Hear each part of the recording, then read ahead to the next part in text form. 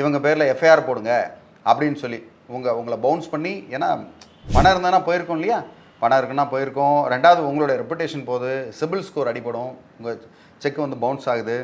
அதனால் நீங்கள் வந்து காவல் நிலையம் போய் அது சம்மந்தமாக நீங்கள் வந்து புகார் கொடுத்து அவங்க பேரில் நடவடிக்கை எடுக்கலாம். அப்படி நீங்கள் நடவடிக்கை எடுத்தீங்கன்னா அவங்களால செக் பவுன்ஸ் கேஸும் உங்கள் மேலே போட முடியாது, அவங்க நீதிமன்றம் போக முடியாது. ஏன்னா இது வந்து இந்த மாதிரி கிரிமினல் கம்ப்ளைண்ட் எஸ்டாப்ளிஷ் ஆகிருந்தால் அது செய்ய முடியாது. அதனால் இது வந்து ரொம்ப முக்கியமான விஷயம்.